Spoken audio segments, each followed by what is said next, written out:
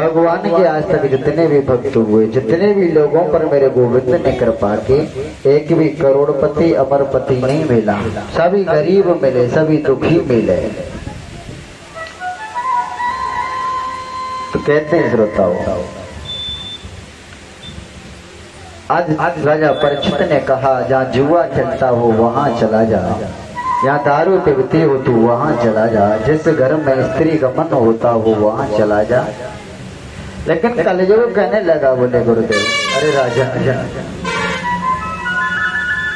तुमने मुझे तो 4 स्थान दिए है ना, इस चारों स्थान खराब है, अपवित्र है, बुरे हैं, कोई एकाध स्थान तो अच्छा तो राजा परीक्षित कुछ कलयुग से कहना चाह रहे हैं कि तेरा सोने में निवास है। कहना चाह रहे हैं कि जिस घर में शाम को 7 बजे सो जाएं और सुबह 11 बजे जगें, जो सोते हैं लोग, जिस घर में शाम को 7 से लेके सुबह 11 बजे तक सो रहे हैं, ऐसे घरों में चला जा। कहना तो चाह रहे तो सोने में अपना निवास कर, लेकिन कहते हैं श्रोताओ, सोने की जगह सोना क्यों गया?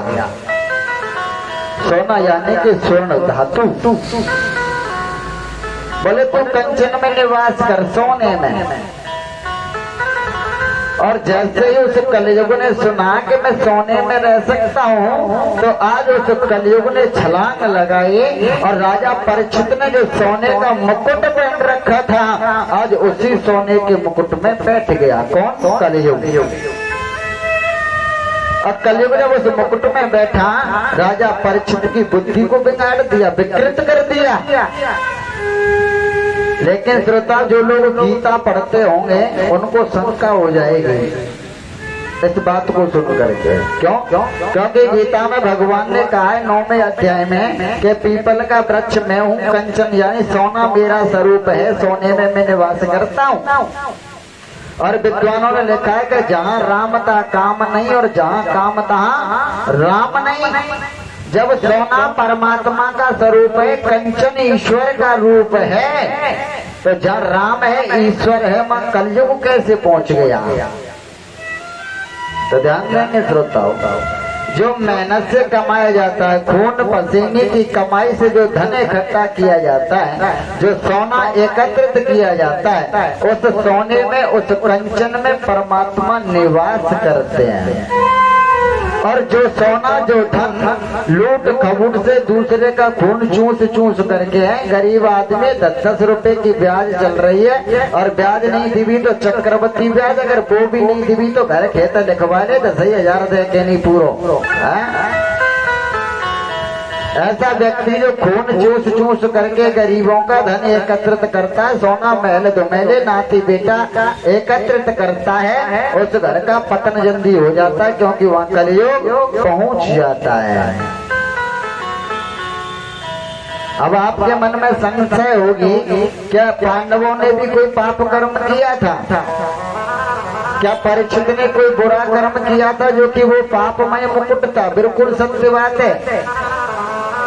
ये जो मुकुट था ये अधर्म से लाया गया था।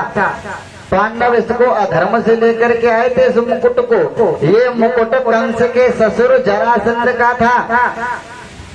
जिस मुकुट को राजा परीक्षित पहन करके गया है, ये मुकुट कंस के ससुर जरासंध का था। जरासंध को छल से मारा था, और छल से मार करके जरासंध के मुकुट को पांडव लेकर के आ गए थे। ये वही मुकुट था, पापमय मुकुट। इसलिए कलयुग उस मुकुट में प्रवेश पा गया और राजा परीक्षित की बुद्धि को बिगाड़ दिया। आज राजा परीक्षित आगे बढ़े, और आगे बढ़ते हुए राजा परीक्षित ने देखा कि एक छोटा सा आश्रम बना हुआ है। उस आश्रम पर एक समीक नाम के ऋषि तपस्या कर रहे हैं। समीक ऋषि ध्यान प्रभु के चरणों में लगा हुआ है। कौन आ रहा है, कौन जा रहा है, ना तो कुछ दिखाई दे रहा है और ना कुछ सुनाई दे रहा है। राजा परीक्षित समीक ऋषि के आश्रम पर पहुंचे घूमते हुए, समय ऋषि समाधि में बैठे प्रभु का चिंतन कर रहे हैं। आज परीक्षित ने आवाज लगाई, अरे ऋषि मुझे प्यास लगी है, जलपान कराओ। लेकिन श्रोता ऋषि तो समाधि में बैठे, उन्हें परीक्षित ना तो दिखाई दिया और ना सुनाई दिया। जो प्रभु का एकाग्र चित्त होकर के ध्यान करता है उसे संसार की बातें सुनाई नहीं देती और ना कुछ दिखाई देता है। उसका मन केवल प्रभु को देखता है, प्रभु की सुनता है। लेकिन आज हम लोग, मैंने गोवर्धन में देखा है, गोवर्धन में वैसे जाता नहीं हूँ मैं तीर्थों में, क्योंकि जब तक मेरे माँ बाप हैं, पिताजी तो नहीं है लेकिन माँ है, जब तक मेरी माँ जीवित है जब तक मुझे तीर्थों की आवश्यकता नहीं है। लेकिन एक बार मैं गोवर्धन गया, सभी मित्र लोग मिलकर के ले गए, बोले चलो चलते हैं। गोवर्धन में मैंने देखा सभी लोग जाते हैं, हाथ में माला लग रही है, परिक्रमा लगा रहे हैं और मोबाइल की जो लीड है वो कानों में लगी हुई है। अब एक बात बताओ, वो कौन से मन से प्रभु का चिंतन कर रहा है? माला भी हाथ में लगी हुई है, झोली टंगी हुई है, माला भी चल रही है, कानों में ईयरफोन लगा हुआ है, गाने भी चल रहे हैं और परिक्रमा भी दे रहा है और मुंह में गोल्ड मोर भी लगी हुई है। ये तपस्या होती है आज हमारी और आपकी। ठाकुर जी के सन्मुख बैठे, लेकिन ध्यान है वही है, कहीं ऐसा नहीं हो बहु मलाई उतार करके खा जाए दूध पैसे है। कथा सुनने के लिए तो आइए, लेकिन मन में यही चल रहा है कि बहू अकेली छोड़ करके आई हूँ, कहीं ऐसा ना हो पिक्चर देखने लग जाए जो दूध को बिल्ली फैला जाए। यदि मन नियंत्रित नहीं है, कंट्रोल में नहीं है, तो जीवन धन्य हो नहीं सकता, कुछ समझ में आ नहीं सकता प्यारे। यदि प्रभु का चिंतन करो, 5 मिनट के लिए बैठो भले सक, लेकिन 5 मिनट संसार की समस्त वासनाओं का त्याग करके बैठो, समस्त वासनाओं का त्याग करके। लेकिन श्रोताओ, हम लोग बैठे तो रहते हैं अकेले, लेकिन मन में संसार के मेले लगे रहते हैं। एक भगत जी मिले, बोले महाराज नाती बेटा भजन नहीं करने देते, परेशान करते, इसलिए मैं अंदर कमरे में चला जाता हूँ, कुंडी लगा लेता हूँ और भीतर बैठ करके प्रभु का चिंतन करता हूँ। बाहर आवाज होती रहती है, खटखट, बच्चे उदम मचाते रहते, लेकिन महाराज मैं तो प्रभु का ध्यान करता रहता हूँ, खड़ा नहीं होता। भले आदमी तुझे ये कैसे सुनाई दे रहा है कि बच्चे खटपट कर रहे हैं, क्योंकि तेरा मन नहीं है, क्योंकि तू कमरे में बैठा हुआ है अकेला, लेकिन मन में तो मेले चल रहे हैं संसार के। लेकिन श्रोता याद रखना, संसार के जो मेले है ना, ये नाशवान है। किसी कवि ने लिखा है, जगत प्रीत मत करियो रे मनबा, जगत प्रीत मत करियो।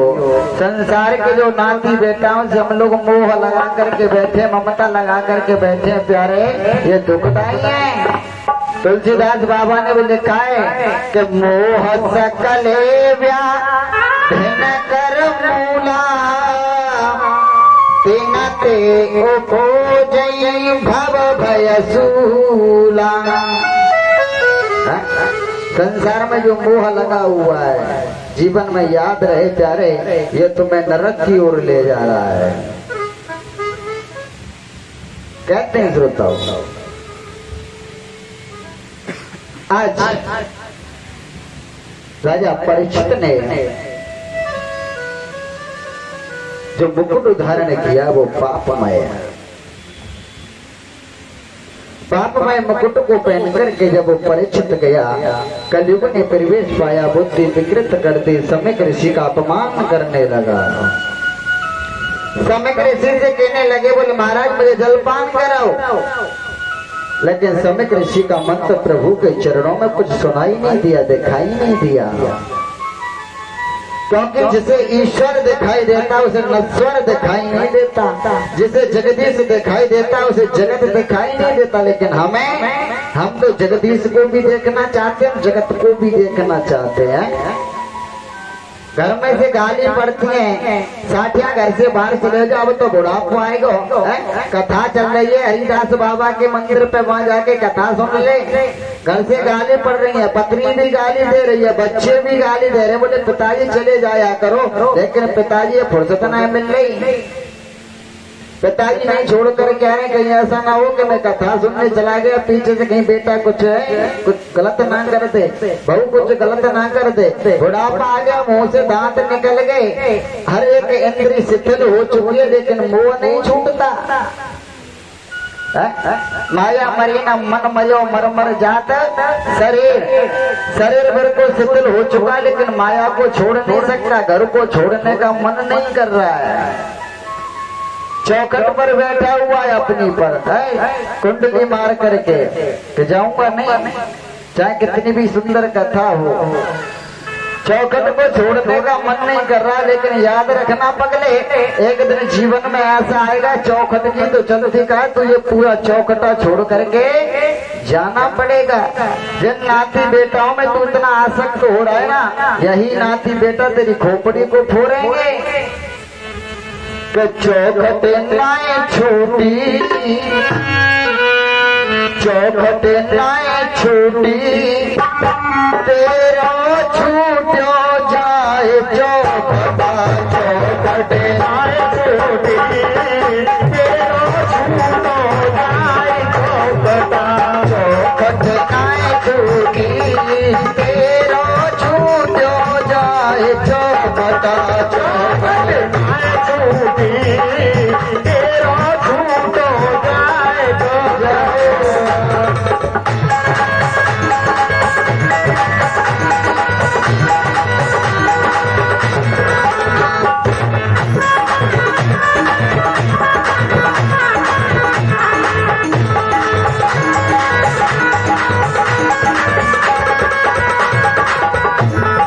चौखट को छोड़ने का मन नहीं कर रहा है, परिवार को त्यागने का मन नहीं कर रहा है। भीतर से बहू गाली दे रही है, बेटा गाली दे रहा है, पत्नी भी गाली दे रही है। अरे साठिया घर से बाहर चले हो जा, कथा चल रही है, कथा सुन ले, लेकिन मन नहीं कर रहा है। वहीं बैठो बैठो बंदर की सी नार हिला रहा हो, लेकिन पांडव तक नहीं आ रहा है।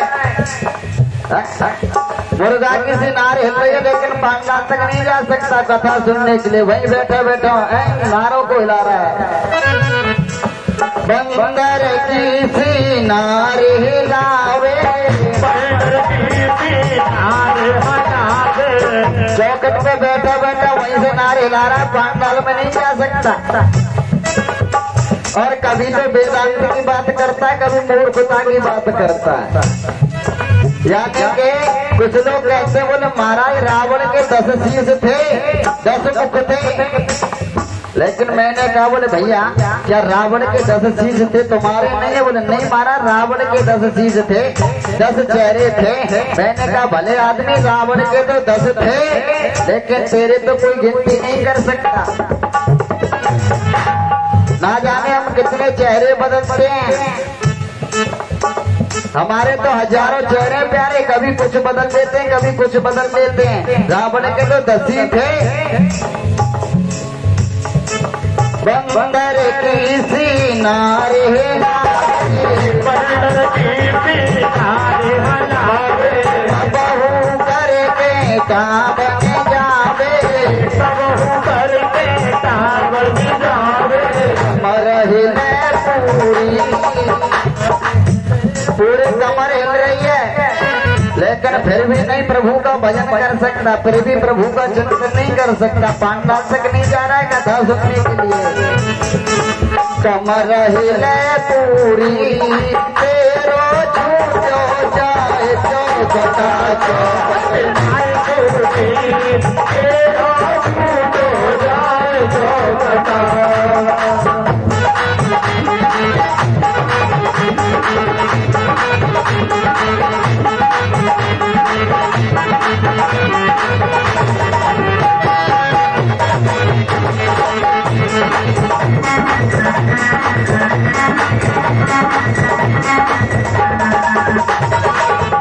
अरे मानव तुझे तो अनमोल रत्न हीरा मिला है, ऐसे संसार के विषयों में अरे तेरा चौथा पन आ गया, व्रत अवस्था हो गई। अब तो कम से कम प्रभु का चिंतन कर, भजन कर। दांत पत्रा खिल रहे होंगे चौराहे पे बैठ करके, दांत पत्रा खेल रहे होंगे, लेकिन पांडाल तक नहीं आ सकते। कंचन जैसी काया पाई, कंचन जैसी काया पाई, कंचन जैसी काया को प्राप्त करके भी लोभ कपट की बदबू छाई, लोभ कपट की बदबू छाई। और जिसको प्यारे तू अपना समझ रहा है कि नाती बेटा धन दौलत से सब अपने नाती मेरा साथ देगा, तो याद रखना दुनिया है झूठी। जो पत्नी कह रही है ना कि 7 जन्म तक तेरा साथ निभाऊंगी, वो भी प्यारे शरीर से प्राण निकलने के बाद साथ छोड़ देती है। तेरी तक त्रिया का नाता पौरी तक है माता, तेरी तक त्रिया का नाता पौरी तक है माता, और मरगम तक तेरे भाई बंधु और हंस अकेला, कोई साथ देने वाला नहीं है। दुनिया है झूठी, तेरो झूठो जाए तो पता चलना है झूठी, तेरो झूठो जाए तो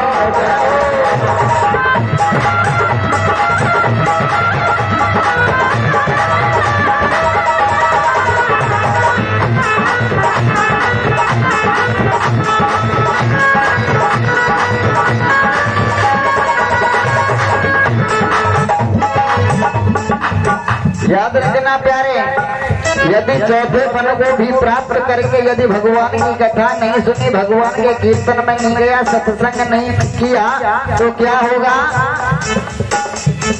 घर के कहे कब आप तो छूटे, यदि प्यारे प्रभु का भजन चिंतन स्मरण नहीं किया, 4 पाई पर पड़ जाएगा, लार खकारों को ठोकेगा। नाती बेटा कहेंगे, नाती बेटाओं को तो छोड़ो, जो पत्नी 7 जन्म तक साथ निभाने का वादा करती है वो भी कह देती है, बोले लाला देख जा पे डोकरा की घाटे के तो टूगल पे पटक गया, कह जा डोकरा की घाटे ले जाके जहाँ भैंस बंधते बाड़े में पटक दे, नहीं लार रहेगा। खास पत्नी भी कह देती है, अब भी सुधर जाओ प्यारे। घर के कहे कभी आप तो छूटे, खांसी से दुनिया रूठे, खांसी से दुनिया रूठे, झूठी भाई झूठी, झूठी झूठी कौन सी शरीर साधन धाम मोक्ष कर द्वारा, यानी मोक्ष को दिलाने वाली बूटी आज झूठी हो गई या पवित्र हो गई।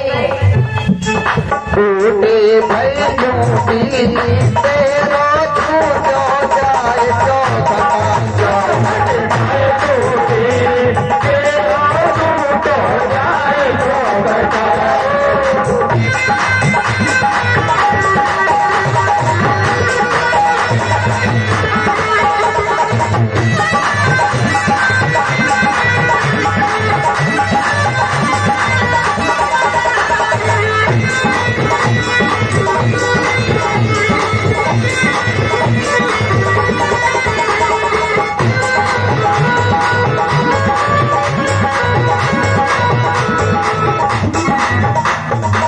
कहने का भाव, यदि हमने अब भी नहीं चेतना जगाई तो प्यारे नाती बेटा भी घर से या तो टूगल पर ले जाकर के तुम्हारी घाट को पटक देंगे, या जहाँ पर पशु बनते वहाँ तुम्हारी घाट को डाल दिया जाएगा, या ऐसी जगह पर डाल दिया जाएगा घर से बाहर रहते कुत्ते देही पर, तो बाहर चौपार पर खाट डाल दी जाएगी, कुल कुत्ते की तरह रखवारी करता रहे, अंदर प्रवेश नहीं मिलेगा। इसलिए कहना भोला भैया हरि गुण गाय ले, भोला भैया हरि गुण गाय ले। कहने का भाव, हरिदास बाबा हरि गुण गायले, हरिदास बाबा हरि गुण गायले, अपनो जीवन सफल बनायले, अपनो जीवन सफल बनायले। दुनिया है झूठी, दुनिया है झूठी,